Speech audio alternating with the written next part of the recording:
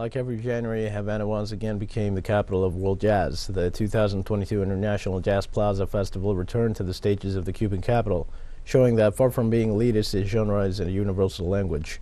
Our correspondent Fabiola Lopez brings us more details of the event.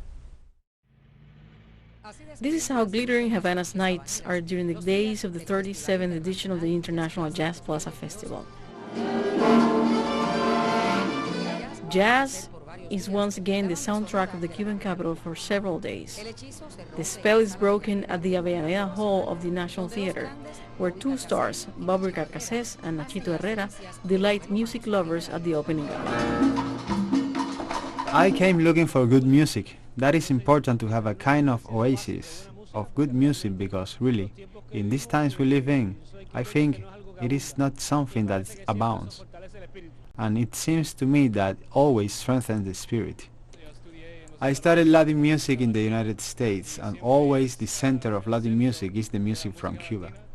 There is music from Brazil, from other places, but Cuban music is important for the connection to jazz music and the music of New Orleans, for example. And that is why I'm here, to experience the culture and the music of Cuba. A night to remember. Masterful improvisations, spectacular solos. The stage is shared by Cuban and U.S. artists. Cuba's national theater vibrates to the rhythm of jazz. The listener, the person attending a show, always goes away with something new. And after seeing a concert like this, or like when we did the Stanley Jordan concert, or like when Debbie Weckel came, it's impossible after that to remain the same, as if nothing had happened.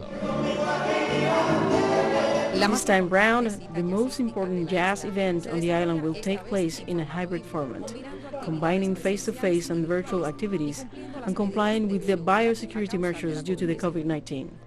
Concerts in theaters or open spaces, colloquiums, conferences, editorial and phonographic presentations are part of the program of the renowned artistic gathering.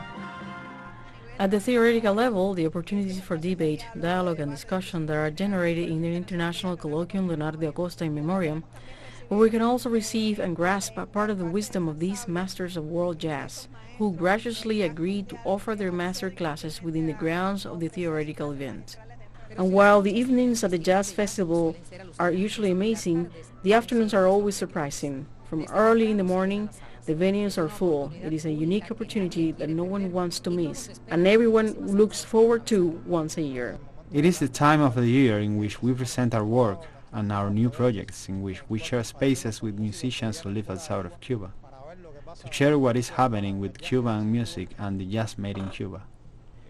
It is a festival with a prestigious status based on the fact that many renowned national musicians come from other provinces, and these musicians have such a high level of popularity that they are able to generate a kind of musical tsunami, so powerful as to have a domino effect, causing many international musicians to come to Cuba. According to experts, jazz describes musically what is happening in society through its interpreters and offers a reliable portrait of current events, together with the sound imprint of human experiences. Right before the big festival begins, one of the greats of the genre, US-based Cuban Nachito Herrera, donated more than $1 million worth of medical supplies and musical instruments for art schools to the island. Que viva Cuba, que viva la música cubana. Fabiola Lopez, teleSUR.